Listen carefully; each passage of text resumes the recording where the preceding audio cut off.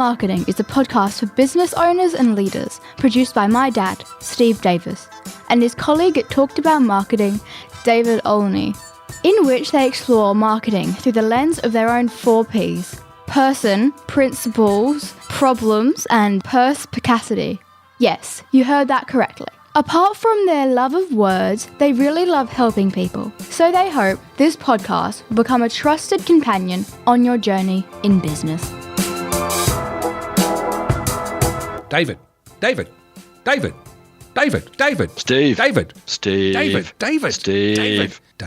Steve. Are you paying attention? Yes. What? Huh? Alan! Oh, that's not Alan. Steve.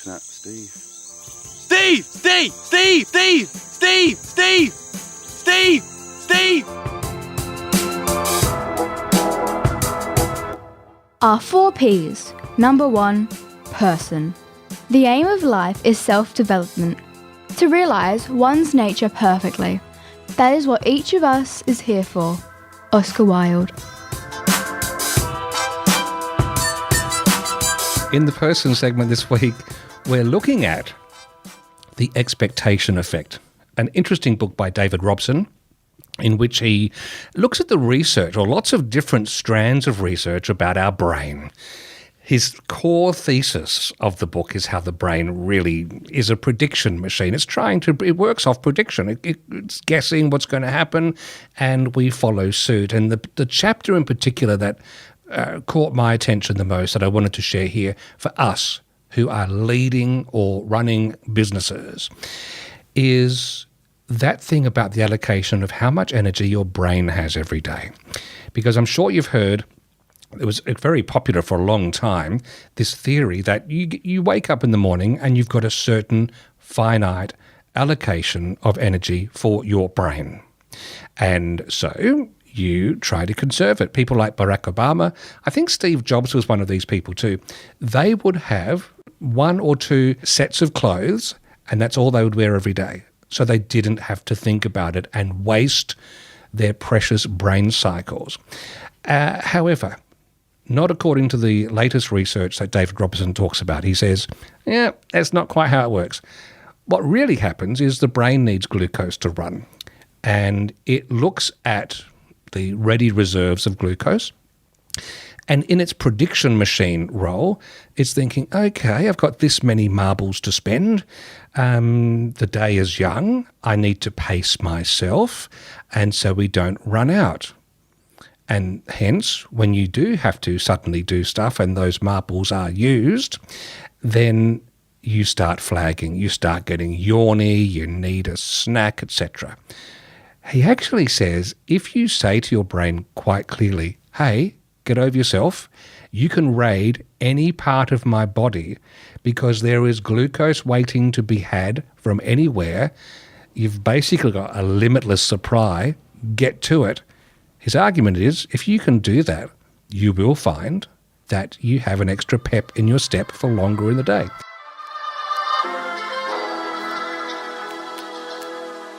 Even more powerful, however, are our expectations about our own capabilities and our reactions to hard mental work in general, according to some game-changing work by Veronika Job at the University of Vienna in Austria. She has shown that our beliefs about the brain's resources, whether we see them as finite or non-limited, can powerfully change our experience of ego depletion and our capacity to remain self-controlled and focused under pressure. Job next recruited a new set of participants to see if she could determine their beliefs and whether that would alter their performance. Instead of seeing the full questionnaire, half of the subjects were shown the limited statements given above. They included: strenuous mental activity exhausts your resources, which you need to refuel afterwards, e.g. through taking breaks, doing nothing, watching television, eating snacks, while the rest were given the non-limited statements. They included: your mental stamina fuels itself. Even after strenuous mental exertion, you can continue doing more of it.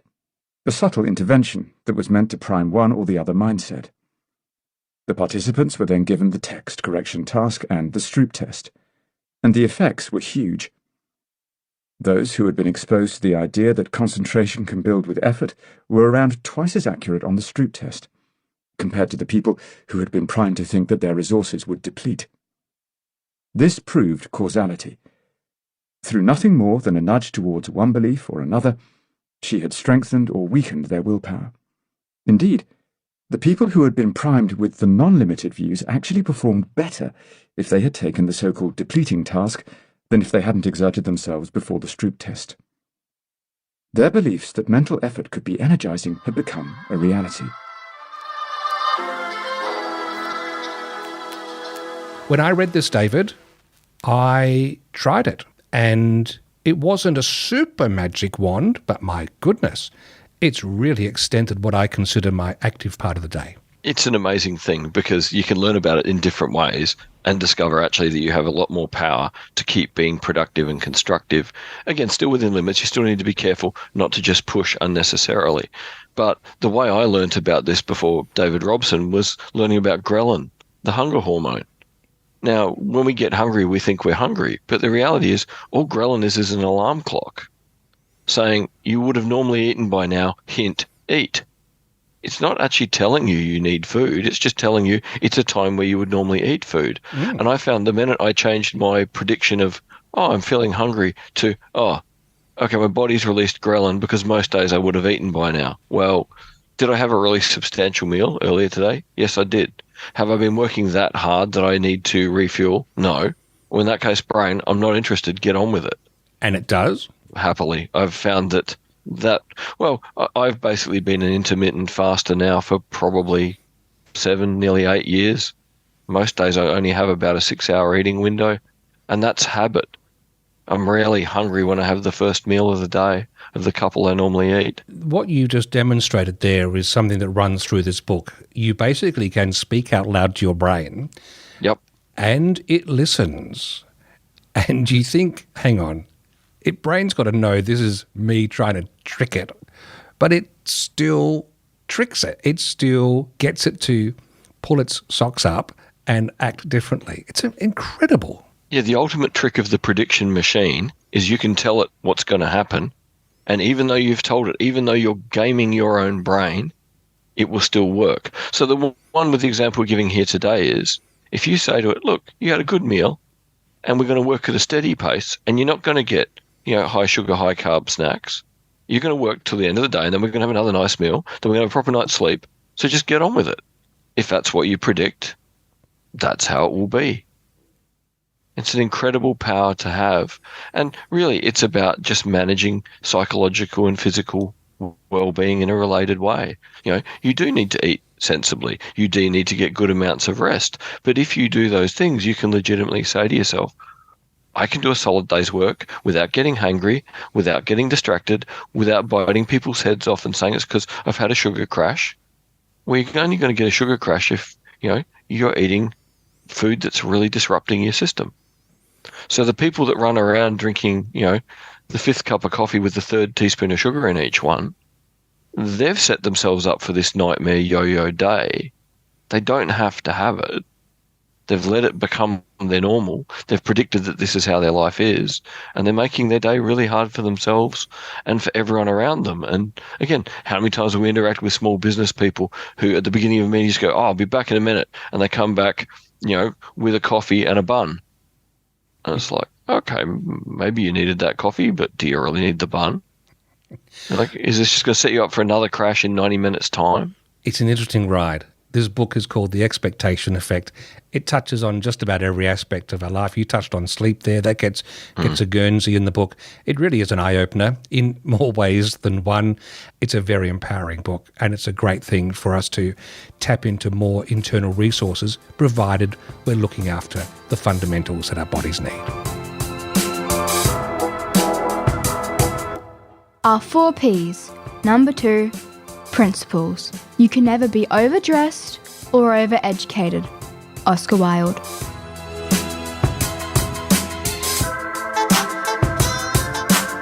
Have I got your attention? I thought we did this at the beginning where you said David and I said Steve and I said David and you said Steve. correct. You passed that test. You were listening Excellent. at the beginning. Very good. Look, attention is a fascinating thing that we need in business when we're marketing. We need the attention of our audience. Otherwise, I mean, the great AIDA model of attention, interest, desire, that starts with attention.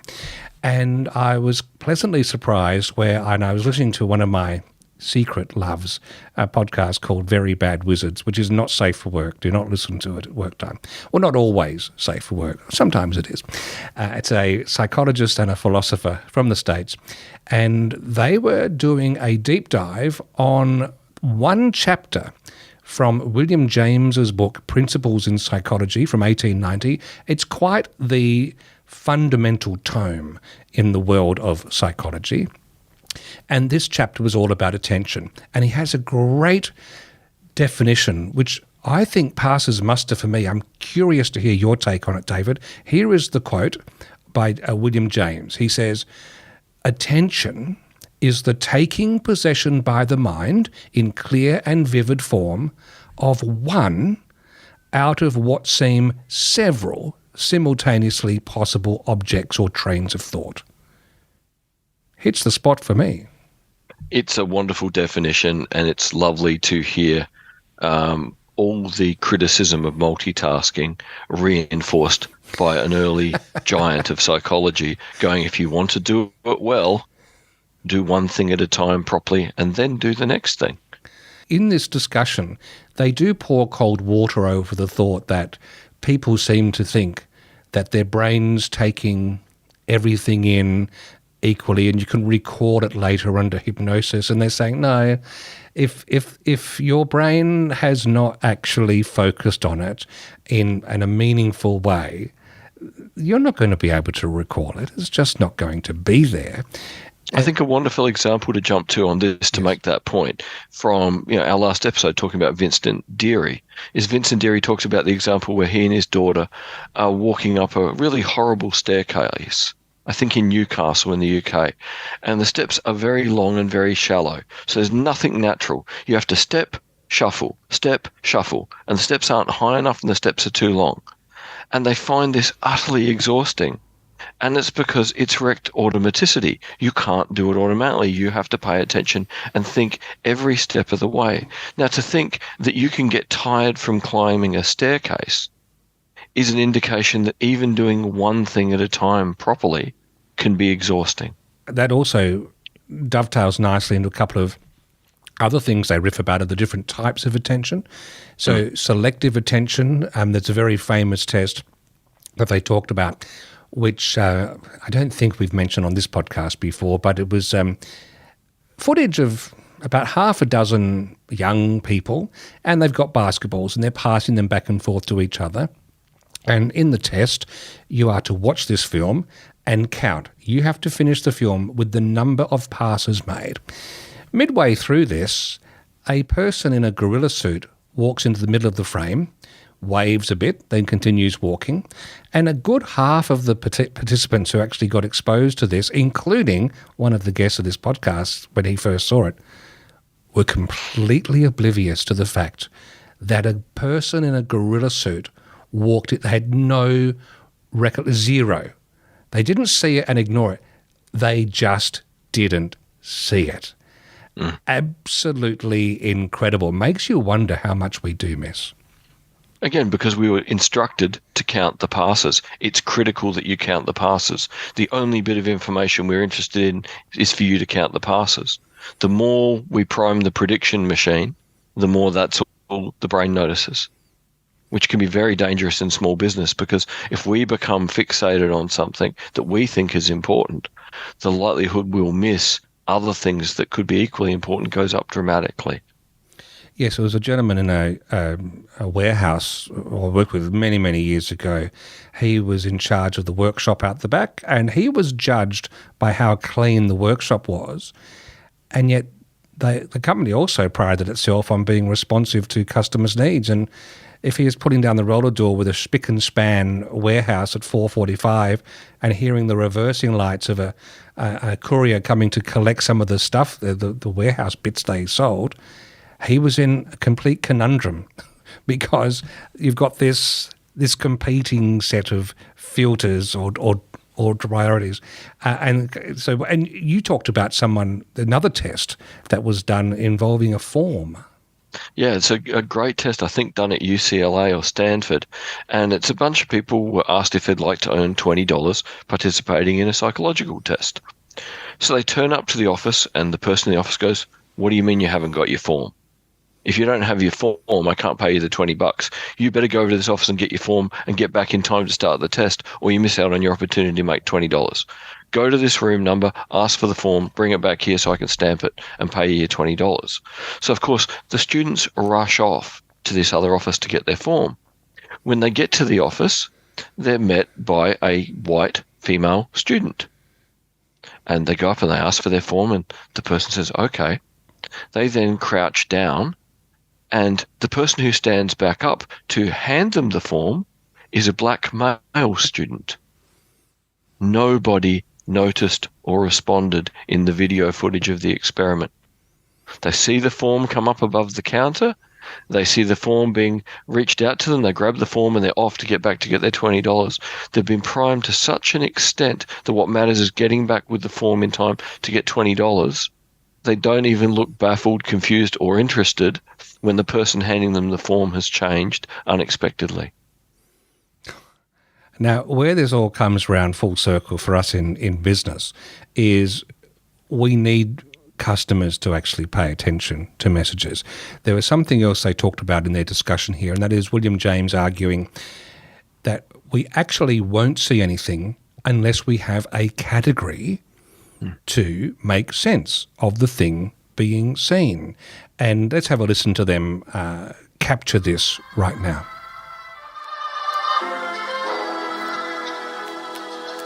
There's this quote where he says, "In short, the only thing which we commonly see are those which we pre-perceive, and the only things that we pre-perceive are those which have been labeled for us and the labels stamped into our mind." I wish he would flesh this out a little bit more, because what I thought in my mind is my own experience of if I'm on a hike, I see trees. Yeah, I just see trees. If you asked me, like, what did you see? I would say trees. I saw trees. Like, I don't see pines and oaks and whatever, it never makes it into my mind that there are all of these differences in all these trees, because I just don't have the proper categories to distinguish between them. And so one of the things that he says is that what attention is, it's allowing you to distinguish between things, but you need those categories to distinguish. Right. So you need an education. You would have a very different experience than someone who was a botanist and or an arborist. And then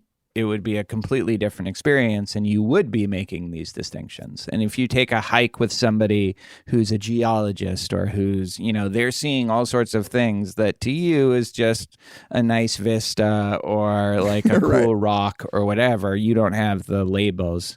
And it's not a kind of Kantian, we all have the same categories. Right. It really just depends on like our previous experience and how we're trained and what kinds of things that we attend to and what kinds of things we don't. There are some people who believe that you can't perceive anything if you don't have the proper categories. So the whole like linguistic relativism, and that there is this serious top-down influence that what you expect is what you actually see. And the reason that I like talking about this in the context of attention is that it allows room for you to be able to perceive anything, but your attention might just be way easier to deploy once you have a category to put that in. But maybe all he means is, suppose that I'm walking through the forest with arborist or whatever it is, and they point out, hey, look at the difference between these two leaves. Maybe that person has just given me a category, and that's all he means. Like that somebody even pointing out the difference is providing me with a category. Yeah, and maybe like that's just one time isn't enough. It's because he says the lead into this line, it is for this reason that men have no eyes but for those aspects of things which have they have already been taught to discern. In kindergarten instruction, one of the exercises is to make the children see how many features they can point out in such an object as a flower or a stuffed bird. They can readily name the features they already know, but they may look for hours without distinguishing nostrils, claws, scales, etc., until their attention is called to these details. Thereafter, however, they see them every time. I just have to believe that we could see it on our, like, it has to get off the ground sometime, right? Somebody has to have created the categories for the first time. So that's why it struck me as a pretty strong claim. But in general, though, like, that meshes with just, you know, like, over 12 years of this podcast, our discussions of things, especially works of art, have shaped the way that I actually attend to different things, like in film, especially. There are things that expertise, I don't mean that I'm an expert, but you know what I mean? Like that acquiring certain concepts makes you notice. Like when I started noticing lighting, because I heard people talk about lighting, I was like, oh, all of a sudden I noticed the lighting in all of these movies. I never would have thought about it. And it's not that I didn't see it. You see the lighting, right? Like you wouldn't be able to process anything if you didn't see it, but you don't notice it. And it doesn't distinguish, it doesn't pop out from the rest of the stuff. And it certainly doesn't make it in your memory. Yeah, it's a good analogy. Walking through the hills, you just see a lot of trees, but walk with an arborist and you say, oh, that's a eucalypt, that's this, because we've got categories for it. Here's the problem. You're in business. You might have come up with an amazing new product. If it doesn't sit in an obvious category, you have a challenge, don't you, David? Yeah. If it doesn't fit into an existing category, you have to link it to a category that someone sees as a problem, or link it to a category where someone sees an advantage. But, you know, new, really radically different things are a problem if you can't, you know, connect it to what people do next. And the classical example of this for me is calling the iPhone the iPhone. It's a computer that can sometimes be a phone. But did anyone understand that idea in 2007? No. Did they understand that what they were really buying was a portable computer that could do lots of things? Not really. What they understood is it was a really cool phone. And because we'd all been in the process of having better and better, you know, mobile phones, we could go, oh, better again. But it had to be by extending the category that we essentially got a whole new product. So there's the challenge. Find, in the case of the iPhone, find the category we could hook onto. Or you have to have a lot of education in place to really name the pain that's being solved and make the fact that it's a novel new solution as the key message. Slightly harder job to do, but it can be done, as I think Dave mentioned in that podcast.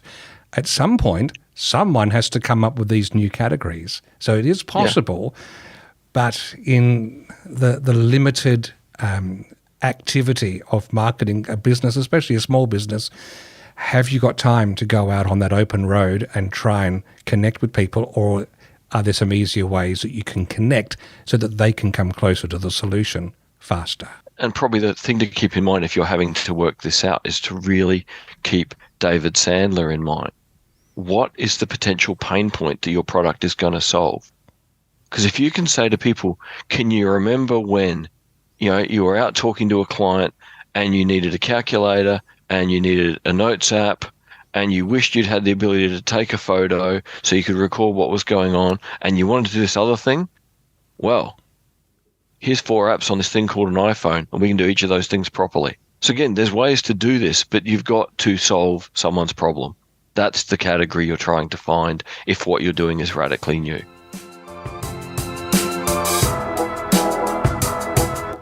Our 4 Ps. Number 3, problems. I asked the question for the best reason possible. Simple curiosity. Oscar Wilde.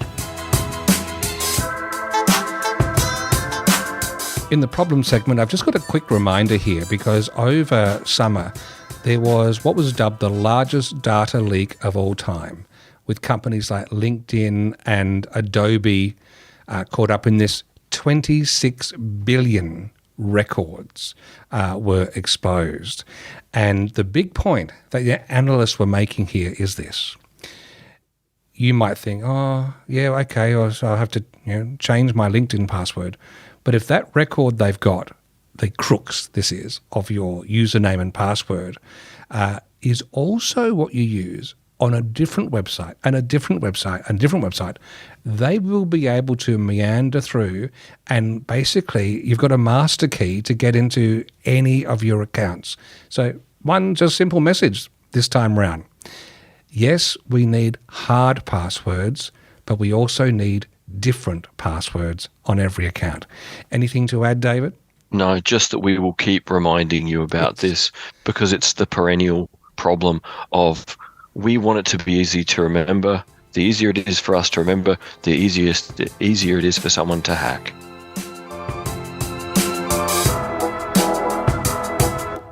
Our 4 Ps. Number 4. Perspicacity. The one duty we owe to history is to rewrite it. Oscar Wilde.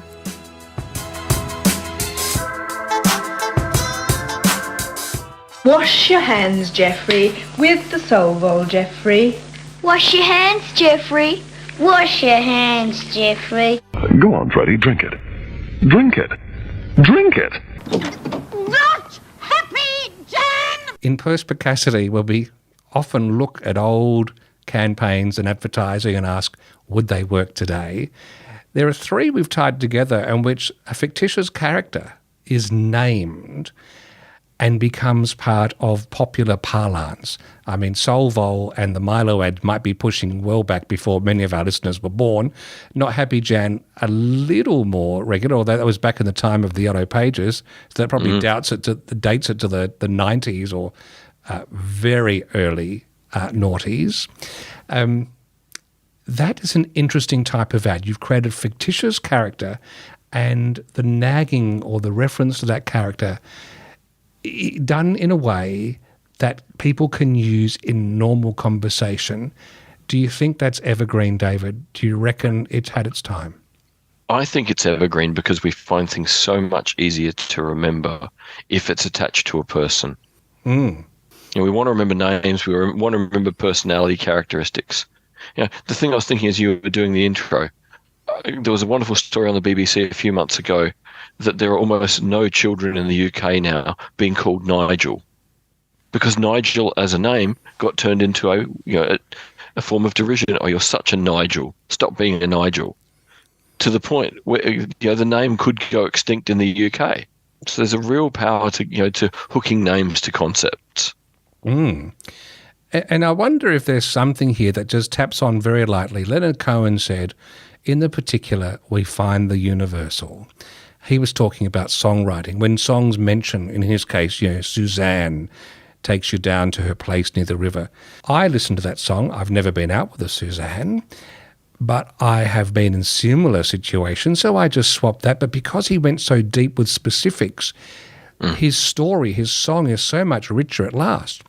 I wonder if the ads are tapping into this a little bit, because I would often hear that myself growing up. Wash your hands, Geoffrey, with the Solvol, Geoffrey. And it still sticks with me today. And Solvol was a horrible glunk of soap that was basically sand all glued together, rough as guts to get the hard stuff off. That's the sand soap, because I remember the Wash Your Hands, Geoffrey, but I don't remember the brand. Yeah, Solvol. Oh, I'm glad I've forgotten that. Now I remember sand soap. Yes. Yeah, that stuff was horrible. Exactly. But it made you think that, maybe I haven't fully washed my hands if I haven't. Until you've rubbed your skin off. Yes. And I would often have Milo in my milk, because it talks about, this is a glass of milk, a great big white vitamin pill.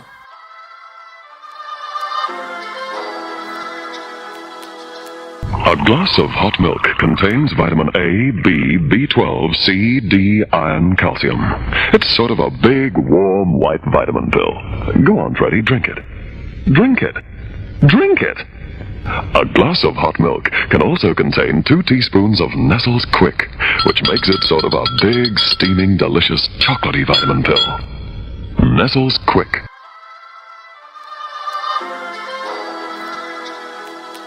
Drink it, Freddie. Drink it. He doesn't drink it. And then they stir in this, and then he drinks it. And, that little bit of sugar makes the medicine go down. That lot of sugar. Yeah, a lot of sugar makes the medicine go down. Yes. And Happy Jan, just there is something that taps into our psyche, and I wonder if it is where the particular is giving us the doorway to the universal. And I wonder if there's any rules, because Jan was just single syllable, not happy, Jan, because it was right on the end, whereas Jeffrey and Freddie were both, multisyllabic, and they weren't necessarily the crux of the matter. No, it's something about the alliteration. It's got to sound like an easily pronounceable, easy to add extra emotional tone to phrase.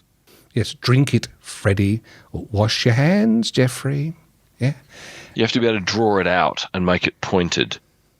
Like if we tried to say, wash your hands, Baldassare, it's a bit more difficult. Yes.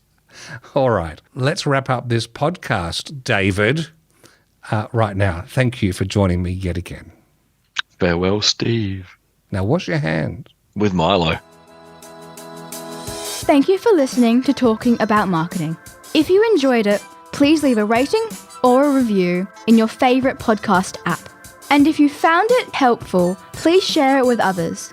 Steve and David always welcome your comments and questions, so send them to podcast@talkedaboutmarketing.com. And finally, the last word to Oscar Wilde. There's only one thing worse than being talked about, and that's not being talked about.